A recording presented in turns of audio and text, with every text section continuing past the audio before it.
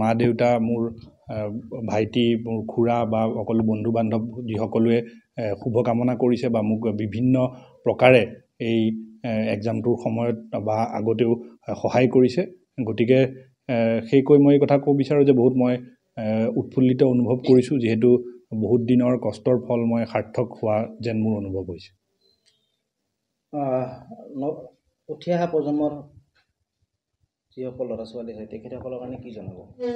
মই উঠি অহা প্ৰজন্মক এই কথাই ক'ব বিচাৰিম যে কষ্ট আৰু অধ্যাৱসায় আটাইতকৈ জৰুৰী বুলি মই ভাবোঁ, যিহেতু এনেকুৱা এটা কম্পিটিটিভ এক্সাম দিবলৈ যথেষ্ট 3 বছৰ 2 বছৰ এটলিষ্ট কষ্ট কৰিবলগীয়া হয় বা কণ্টিনিউৱাছলি পঢ়িবলগীয়া হয়। গতিকে সেই মানসিকতাটো গঢ় লৈ উঠাটো অতি জৰুৰী বুলি মই ভাবোঁ।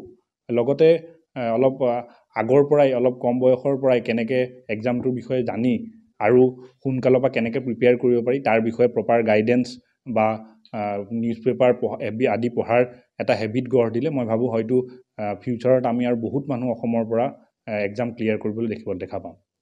মা দেউতা মোৰ ভাইটি মোৰ খুৰা বা সকলো বন্ধু বান্ধৱ যিসকলোৱে শুভকামনা কৰিছে বা মোক বিভিন্ন প্ৰকাৰে এই এক্সামটোৰ সময়ত বা আগতেও সহায় কৰিছে। গতিকে সেইকৈ মই এই কথা ক'ব বিচাৰোঁ যে বহুত মই উৎফুল্লিত অনুভৱ কৰিছোঁ, যিহেতু বহুত দিনৰ কষ্টৰ ফল মই সাৰ্থক হোৱা যেন মোৰ অনুভৱ হৈছে। উঠি অহা প্ৰজন্মৰ যিসকল ল'ৰা ছোৱালী হয় তেখেতসকলৰ কাৰণে কি জনাব?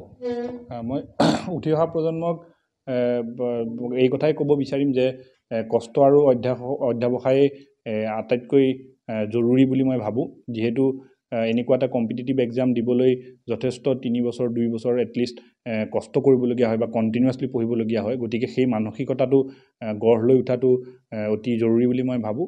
লগতে অলপ আগৰ পৰাই অলপ কম বয়সৰ পৰাই কেনেকৈ এক্সামটোৰ বিষয়ে জানি আৰু সোনকালৰ পৰা কেনেকৈ প্ৰিপেয়াৰ কৰিব পাৰি তাৰ বিষয়ে প্ৰপাৰ গাইডেন্স বা নিউজ পেপাৰ আদি পঢ়াৰ এটা হেবিট গঢ় দিলে মই ভাবোঁ হয়তো ফিউচাৰত আমি আৰু বহুত মানুহ অসমৰ পৰা এক্সাম ক্লিয়াৰ কৰিবলৈ দেখা পাম।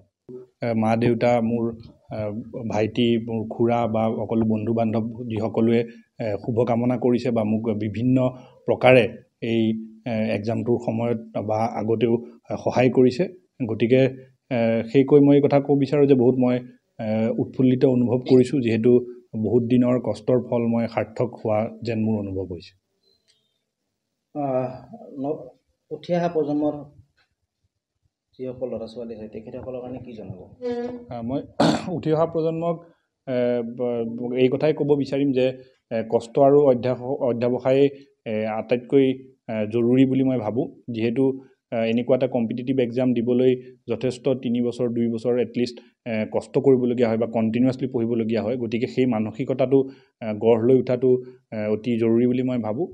লগতে অলপ আগৰ পৰাই অলপ কম বয়সৰ পৰাই কেনেকৈ এক্সামটোৰ বিষয়ে জানি আৰু সোনকালৰ পৰা কেনেকৈ প্ৰিপেয়াৰ কৰিব পাৰি তাৰ বিষয়ে প্ৰপাৰ গাইডেন্স বা নিউজ পেপাৰ আদি পঢ়াৰ এটা হেবিট গঢ় দিলে মই ভাবোঁ হয়তো ফিউচাৰত আমি আৰু বহুত মানুহ অসমৰ পৰা এক্সাম ক্লিয়াৰ কৰিবলৈ দেখা পাম।